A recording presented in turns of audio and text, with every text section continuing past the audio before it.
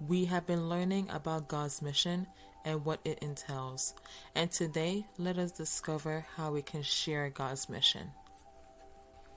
Jesus said in John 13 verses 34 to 35 that we are to love one another as He has loved us, and by doing this, everyone we know we are His disciples.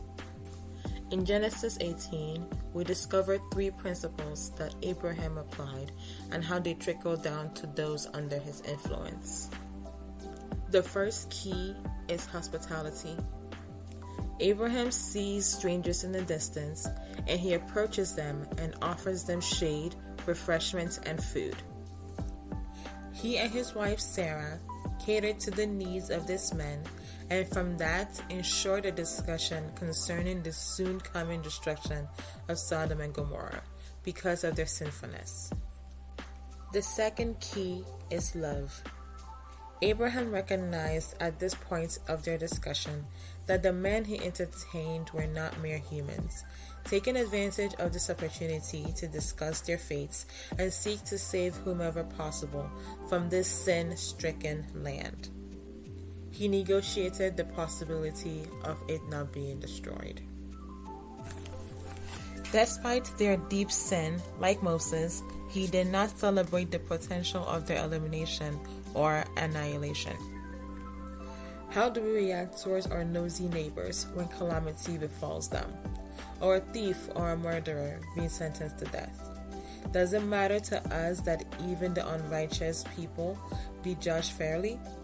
Or do we feel that any calamity upon them is good riddance? Abraham brings in a quality of God.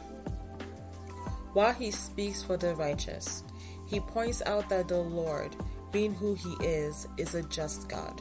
The judge of the earth cannot act unjustly. He pointed out how God should not allow the wicked and the righteous to experience that death collectively. But he doesn't end here. The third key, prayer. Abraham showed boldness in challenging these men for the sake of righteous people he wasn't certain of existed in the infamous Sodom and Gomorrah. He further began to negotiate numerically. He asked for a larger number. Then how about a minor number, like 20? How about 15? Would you say 5? How about 2? Jesus gave his reassurance.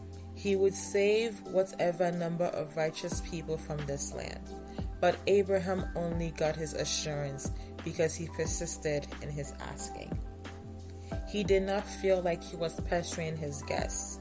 He did not feel like he was being repetitive. Instead, he perseveres.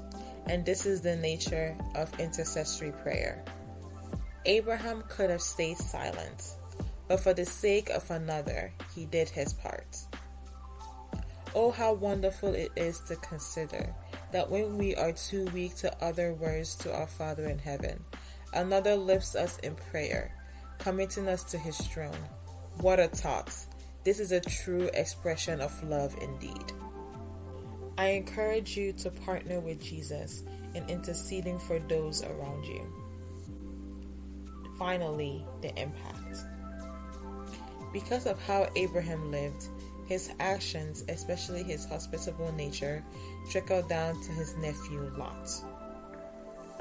By practicing hospitality, he equally entertained angels, and through this interaction and the intercession by Abraham, Lot and his daughters were saved.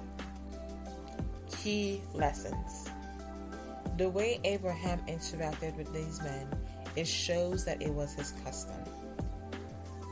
As he interceded, he did not allow fear, norms, embarrassment of whom he knew in Sodom and Gomorrah, or anything any one of us may feel to hinder him from focusing on helping whomever he could.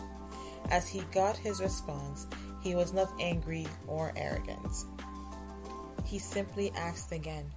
He showed humility to whatever outcome, simply leaning on the Lord's nature as reassurance.